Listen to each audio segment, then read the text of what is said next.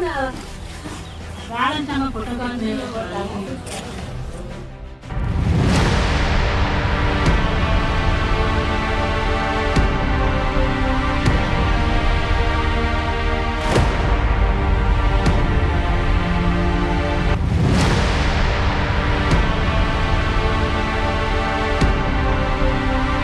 कभी आपने सोचा है कि पर्दे का हीरो अगर असल जिंदगी में सामने आ जाए तो कैसा होगा?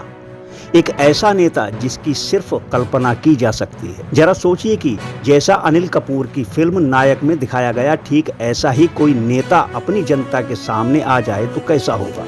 लेकिन इतना जरूर है, यदि ऐसा हुआ तो आम जनता ही नहीं, पूरे देश की तस्वीर बदल सकती है।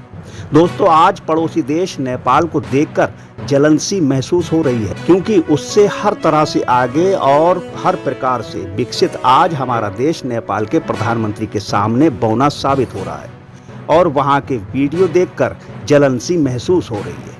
क्या मैं ये सोच सकता हूँ कि एक दिन हमारे देश में भी ऐसा सिस्टम लागू होगा और हम भी कर पाएंगे ऐसा सपना साकार? तो दोस्तों नमस्कार, मैं इरशाद अली और आप देख रहे हैं यूपी 76 न्यूज़, खबर हमारी दुनिया तक। बस आपसे एक ही निवेदन है, यदि आप फेसबुक पर देख रहे हैं तो फॉलो करें और यदि यूट्यूब पर देख रहे हैं तो चैनल को सब्सक्राइब करके घंटी वाला बटन जरूर दबाएं। दोस्तों, एक दौर में नेपाल का लड़का हाथ में माइक पकड़कर भ्रष्टाचार के खिलाफ रैप करता था और आज वही देश का प्रधानमंत्री है। कोई सुरक्षा नहीं, कोई वीआईपी प्रोटोकॉल और खुद सड़क पर उतरकर ट्रैफिक साफ करना और ई रिक्शा में बैठे आम लोगों से हाथ मिलाना, हालचाल पूछना और उनके साथ सेल्फी लेना। इतना ही नहीं, आम नागरिकों के वाहन को छोड़कर सरकारी वाहनों की चेकिंग करवाना। दोस्तों, नेपाल के नए प्रधानमंत्री बालेन शाह ने देश की सियासत को ही बदल दिया।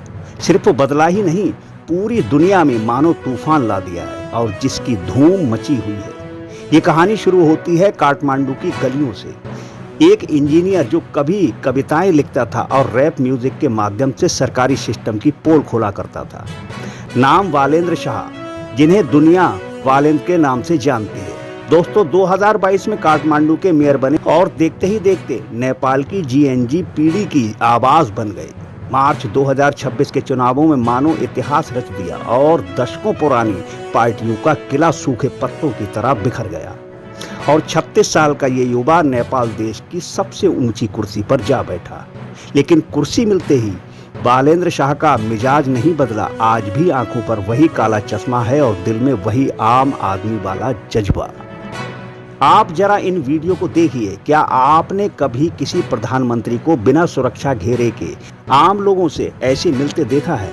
दोस्तों, बालेंद्र शाह ने नेपाल में लाल बत्ती और सायरन वाली संस्कृति को एकदम उखाड़ फेंक दिया है।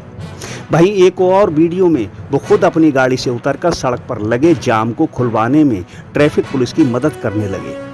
ये है नागरिक कहने का वो मॉडल जिसने वीआईपी कल्चर के अहंकार को सिर्फ तोड़ा ही नहीं बल्कि कुचल कर रख दिया है। वालेंद्र शाह सिर्फ ऐसे वीडियो तक ही सीमित नहीं हैं, उनके द्वारा लिए गए फैसले ने पूरे सिस्टम को हिला दिया है। वॉइस किरदार में खूब धूमधाम मचा रहे प्रधानमंत्री बनते ही बालेंद्र शाह ने कई बड़े फैसले लिए, जिसमें पहला प्रतिपक्ष पोर्टल, सरकार के हर वादे और खर्च का हिसाब अब आम जनता के मोबाइल पर होगा। दूसरा, शिक्षा में समानता, अब मंत्री हो या संतरी, सबके बच्चे सरकारी स्कूल में ही पढ़ेंगे। दोस्तों, काठमांडू की राजधानी में अब एक ऐसा नाम चमका है जिसने दिग्गजों की मिसाल को पलट कर रख दिया है। ना कोई बड़ा राजनीतिक खानदान, ना किसी पुरानी पार्टी का झंडा, केवल एक चश्मा, सिर पर टोपी और बदलाव का इरादा। ये कहानी है 35 साल के वालेंद्र शाह की। 1990 में काठमांडू के गैर गांव में जन्मे वालेंद्र शाह के पिता डॉक्टर राम नारायण शाह आयुर्वेद के विशेषज्ञ हैं। वालेंद्र शाह ने अपनी पहचान केवल एक संगीत प्रेमी तक ही सीमित नहीं रखी।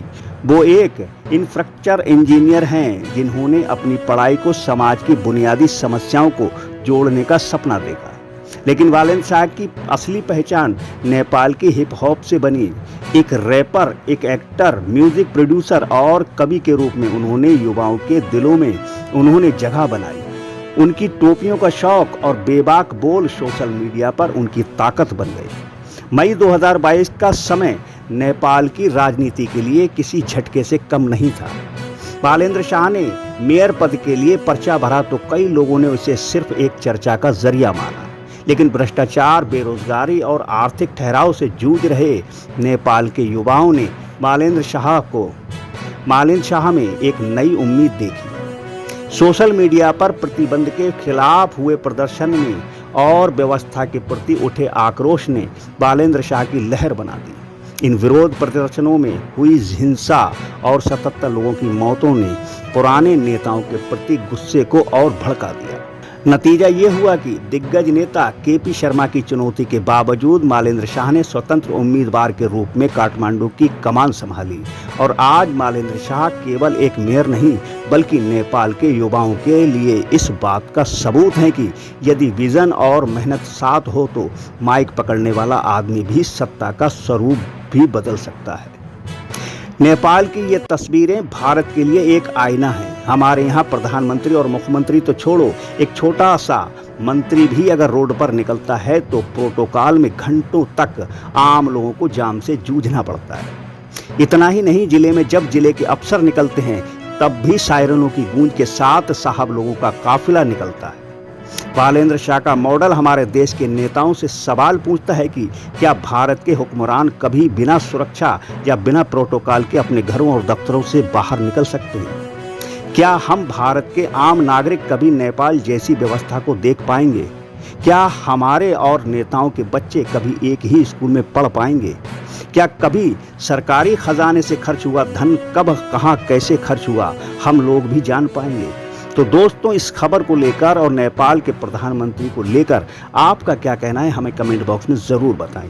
और साथ ही नेपाल जैसा सिस्टम भारत में कौन नेता लागू कर सकता है, उस नेता का नाम भी कमेंट में बताएं और देखते रहें यूपी 76 न्यूज़, क्योंकि खबर हमारी दुनिया तक। हम जल्द मिलते हैं, तब तक के लिए जय हिंद।